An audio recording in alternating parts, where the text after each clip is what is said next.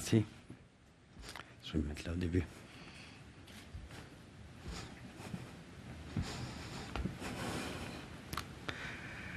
Bonjour.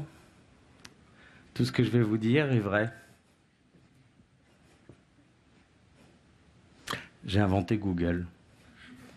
Ouais, j'ai inventé Google, ouais. En 92. Je ne l'ai pas fait. Alors, en 92, je faisais des études et j'étais en train de faire des mathématiques. Et des mathématiques un petit peu compliquées. Ça s'appelle la théorie de l'information, l'entropie de l'information. Dans laquelle, en fait, si vous prenez un texte et que vous le convertissez en octets, vous pouvez compter le nombre d'octets. Alors, on va dire que ça, c'est la taille de ce texte. Puis ce texte, si vous le compressez une première fois, il va être un petit peu plus petit. C'est ce qui vous arrive sur l'ordinateur quand vous zippez. Il se trouve qu'on peut faire plusieurs zips de suite. Au bout d'un moment, le codage qui vous permet de zipper devient plus gros que le texte d'origine. Il y a un point minimum. Ce point minimum, c'est celui qu'on appelle l'entropie de l'information contenue dans ce texte. C'est une façon de mesurer. De la même façon, on est capable de mesurer combien d'informations un être humain peut stocker. C'est ce que j'appellerais la capacité de stockage qu'on a chacun. Et là, j'ai eu une révélation. La révélation est la suivante. Tout ce qu'on m'a appris à l'école sur l'histoire, c'est complètement erroné. En fait, il n'y a pas du tout la préhistoire, l'Antiquité, le Moyen-Âge, la Renaissance. Non, il n'y a que 3 époques dans l'histoire de l'humanité. La première époque, toute simple. La quantité d'informations disponibles est inférieure à la quantité de stockage d'une personne. C'est l'âge des génies. Il y a des gens qui sont capables de tout savoir. Et l'intelligence, à ce moment-là, c'est d'être capable de tout savoir. Il se trouve qu'il y a moyen de faire des calculs en connaissant le nombre de personnes qu'il y a et puis en estimant le nombre d'informations disponibles et quel type d'informations sont disponibles. C'était ça le travail que je faisais. Il se trouve que mes calculs donnaient à peu près la période pendant laquelle Diderot a inventé l'encyclopédie comme étant le moment où la quantité d'informations disponibles devenait supérieure à la capacité de stockage d'une personne, mais restait inférieure à la capacité de stockage de l'ensemble des personnes. Et là, on est rentré dans l'ère de la spécialisation. La capacité de découper l'information d'une bonne manière, c'est là qu'on a fait l'ensemble des arbres qui permettaient de catégoriser les différents animaux, qu'on a fait toutes les encyclopédies. Et puis ça a débouché juste sur notre société moderne aussi, dans laquelle les entreprises s'organisent d'une certaine façon, avec des métiers, avec des spécialités. Je pense que le summum a été atteint un jour où j'ai rencontré un étudiant américain, sa nationalité a peu d'importance, qui était spécialiste de la faune, donc les poissons, dans ce cas-là, la faune des lacs d'altitude entre 1500 et 1700 mètres. Il les connaissait tous. Il connaissait tous les lacs d'altitude du monde entier, qui étaient entre 1500 et 1700 mètres. Il connaissait tous les poissons qu'il y avait dedans. Bon, moi, je suis à moitié breton, même si je m'appelle Rodriguez. Et quand j'ai voulu lui parler des poissons de chez moi, il ne connaissait pas les poissons de chez moi. C'est l'ultra spécialité. Voilà. Donc cette société avait un certain nombre de défauts. Et il se trouve qu'elle était arrivée à ses limites, à peu près, d'après mes calculs, à la fin du siècle dernier, le 20e, et qu'on se retrouvait avec une période où la quantité d'informations disponibles était supérieure à la capacité de stockage de la biomasse humaine. C'est-à-dire que l'intelligence n'était plus de savoir, ou de savoir dans une spécialité donnée qui avait été très intelligemment découpée. Non, ce qu'il fallait, c'était savoir chercher. Et savoir chercher, c'est Google. Google a dit organiser l'information de manière universelle, pour qu'elle soit universellement... Organiser l'information au niveau mondial pour qu'elle soit universellement accessible à tous. Et en fait, à ce moment-là, j'avais exactement la même idée que Google, qui a été créé 6 ans après, en 98. Donc, souvent, le soir, je me dis, j'ai inventé Google. C'est comme sauter, compter les moutons. Ça m'aide à m'endormir. Et en fait, c'est un petit peu le sujet dont je voulais vous parler. Avoir une idée, même une très belle idée, c'est pas très intéressant si on n'en fait rien. Avoir une idée, c'est intéressant à partir du moment où on en fait quelque chose. Et en faire quelque chose, finalement, c'est pas si évident que ça. Et c'est pas non plus trop difficile. C'est un petit peu le sujet. Les gens savent que je travaille dans l'innovation et je pense que, à force de rencontrer des tas de gens qui ont des idées, je me suis dit, les gens ont... j'ai oublié, en fait. Voilà. Donc, je me dis que les gens ont... beaucoup de gens, au même moment, peuvent avoir exactement la même idée.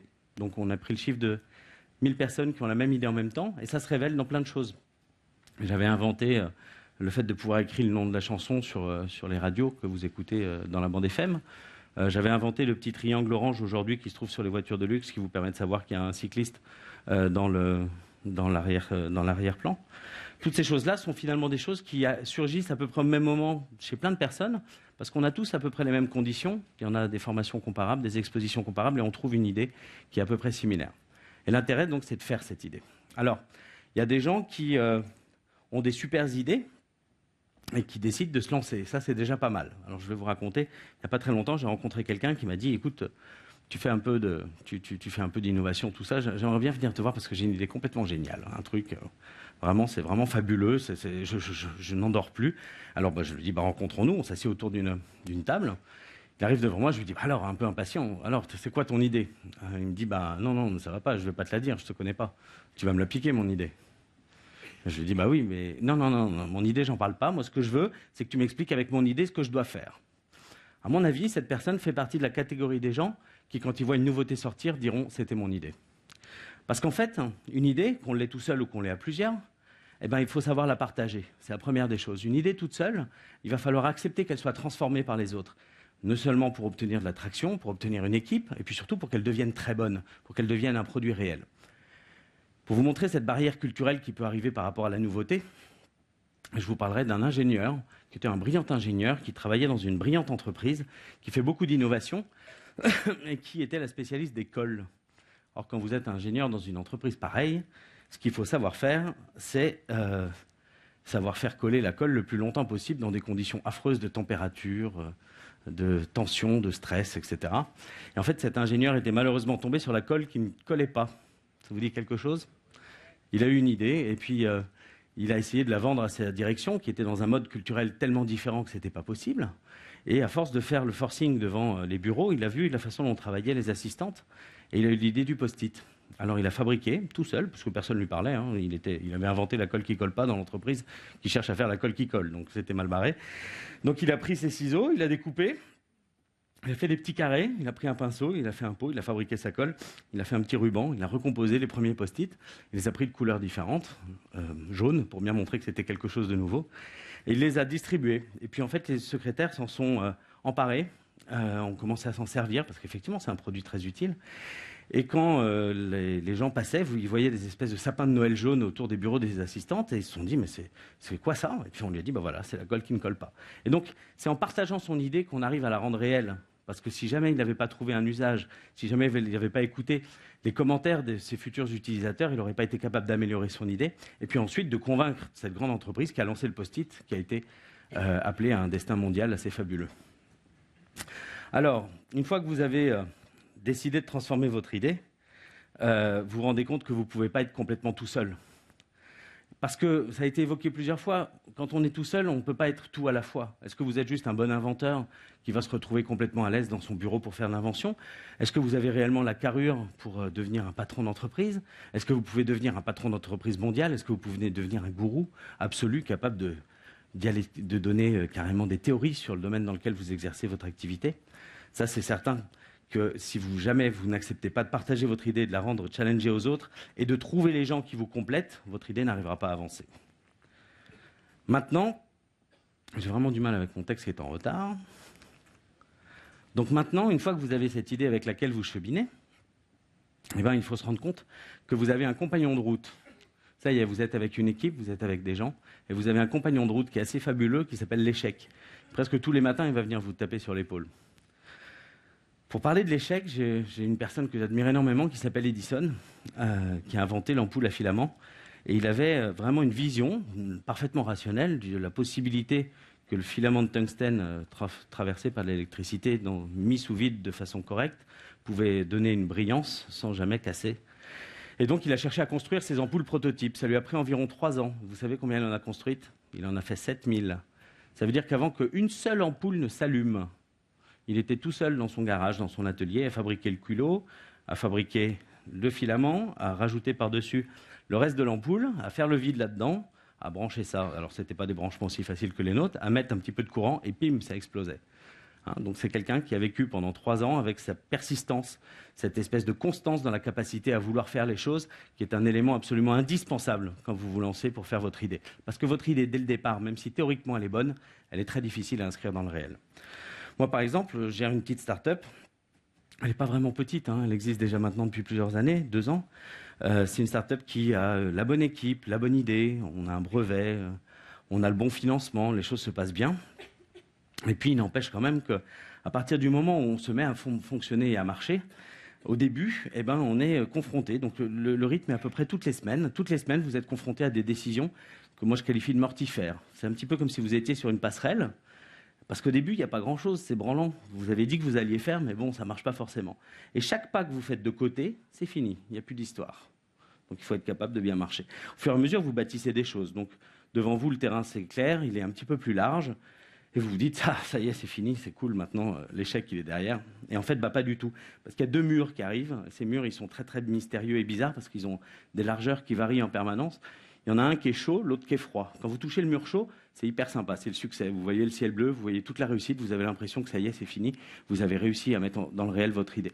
Puis le mur froid, alors lui, c'est l'échec qui vous fait tomber tout en bas, il n'y a plus rien qui marche.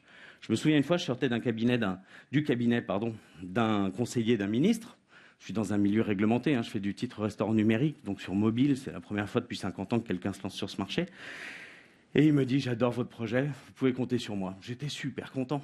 Et puis dans le même temps, je reçois un SMS, parce que j'avais éteint mon téléphone pendant la réunion, dans lequel je vois qu'une des personnes les plus fondamentales de mon entreprise vient de démissionner parce qu'elle a décidé de se lancer dans l'agriculture bio. Voilà. Là, il y avait les 2 murs qui étaient là, au même moment. J'étais en train de passer, il y en avait un qui me disait qu'elle partait, il y avait l'autre qui me disait que le conseiller du ministre était très content, et il fallait continuer à marcher vers l'avant. Une fois que vous êtes capable de marcher avec l'échec à vos côtés et de lui parler tous les jours, il y a un dernier élément qui me semble absolument fondamental, c'est d'aller vite. Je vais le faire à l'envers. Si jamais votre idée, que 1000 personnes sur Terre, peut-être qu'un certain nombre sont en train de la mettre en place, le premier qui va la sortir, eh ben, il a un petit avantage sur les autres. Mais si jamais le premier qui la sort est une grande entreprise, à ce moment-là, votre idée, vous avez déjà perdu. Et vous pourrez juste dire, c'était mon idée. Donc la course de vitesse est absolument fondamentale parce que quand vous partez de la feuille blanche, vous pouvez parfaitement réussir, mais il faut que vous soyez le premier, dans lequel vous allez pouvoir vous retrouver avec une bulle dans laquelle vos concurrents ne sont pas encore présents, dans laquelle vous allez pouvoir continuer à échouer, continuer à recommencer. Hein, les Shadocks disent, quand ils veulent fabriquer une fusée interspatiale, ils disent l'important, enfin il y a une chance sur 1 million pour qu'elle marche, donc il faut se dépêcher de rater pour être sûr que ça marche la 1000e fois. Plus on essaye et plus on a de chances que ça marche. Voilà. Et ça, franchement, c'est super important. Donc cette capacité à avancer plus vite fait que moi j'avais décidé une grande règle et puis je me disais c'est bon, tu as quand même pas mal d'expérience, tu as déjà fait plusieurs boîtes, tu as compris qu'il fallait aller vite. Alors j'étais très fier de ma règle. En 48 heures, il faut avoir pris une décision sur n'importe quel sujet, qui soit important, qui ne vous fasse pas dormir, 48 heures incluant le sommeil. Donc il y a n'importe quel sujet, en 48 heures, on passe à autre chose, on continue à avancer. Bon alors, je vais vous raconter le résultat. Le produit devait sortir en janvier 2012, il est sorti en janvier 2013. Voilà, donc heureusement que j'avais ce genre de critères, parce que sinon il ne serait pas encore sorti. On s'est attaché à chaque échec, parce que vous essayez d'assembler les choses et puis ça ne marche pas. On s'est attaché à chaque échec au minimum à produire un résultat tangible sur la base duquel on pouvait comprendre ce qui se passait, et puis rebondir et recommencer. Et puis une fois que vous êtes capable de fonctionner sous cette modalité-là, finalement vous finissez par sortir un bon produit. Et il se trouve qu'effectivement, alors que j'ai des très gros concurrents sur mon marché, je suis effectivement le premier à avoir sorti ce produit. Parce que moi je jouais, et mon équipe aussi, avec qui on partage la même idée, on jouait quelque chose de fondamental pour nous, cette capacité à aller transformer une industrie. Et que pour nous, tous les jours, le combat était absolument réel. Et en dépit des retards que n'importe quel projet d'innovation comporte, si on a le souci de la vitesse, finalement on arrive peut-être à se retrouver dans cette petite bulle. Alors, si je suis là, c'est pour vous parler, pour vous dire que finalement, il ne faut pas avoir peur de se lancer. Alors, il y a deux populations dans la salle. Il y a ceux qui tous les matins ont des idées. J'ai envie de vous dire, mais pourquoi vous ne l'avez pas encore fait? Alors, vous avez une idée, vous ne la faites pas, vous préférez regarder simplement le film se passer sans vous. Et puis j'entends surtout les autres qui me disent, oui, non mais attends, mais moi j'ai pas d'idée, c'est sympa ton truc, mais j'ai pas d'idée. Mais si vous avez bien écouté, vous comprendrez que celui qui a des idées cherche des gens comme vous. Et puis que l'idée qu'il a, elle va devoir se transformer. Et à votre contact, ça va devenir votre idée aussi, ça va devenir votre entrepreneuriat. Et ces histoires-là sont absolument fondamentales parce que c'est une histoire collective. Alors, que ce soit ceux qui ont l'idée, qu'ils aillent chercher ceux qui n'ont pas d'idée, que ceux qui n'ont pas d'idée ouvrent grand leurs oreilles, soient capables d'être curieux, à l'écoute, challengeants. Et puis à partir du moment où ils sentent les choses, les deux populations doivent se poser une vraie question. Est-ce que les choix que j'ai faits sont des choix qui m'intéressent ? Est-ce que mon salaire à la fin du mois est si important que ça ? Est-ce que mon confort matériel fait du sens ? Parce que regardez, il y a plein d'exemples qui nous disent que partant d'une feuille blanche, on peut arriver à transformer les choses. Alors qu'est-ce qui vous retient? Eh bien souvent, on se rend compte qu'on vit à petit feu parce que on n'a pas vraiment posé les bonnes questions. Qu'est-ce qui vous motive le plus d'utiliser vos talents pour essayer de faire vivre une idée que vous avez en vous ou de laisser les autres transformer le monde? Je ne sais pas si vous avez le recul aujourd'hui pour vous rendre compte de tout ce qui a été dit, mais on est dans une époque dans laquelle il y a une révolution numérique, il y a une révolution collaborative, il y a une révolution affinitaire, il y a une révolution énergétique, il y a une révolution biotech. C'est rare dans l'histoire de l'humanité. Vous avez l'âge pour pouvoir faire tout ce que vous voulez. Alors en avant.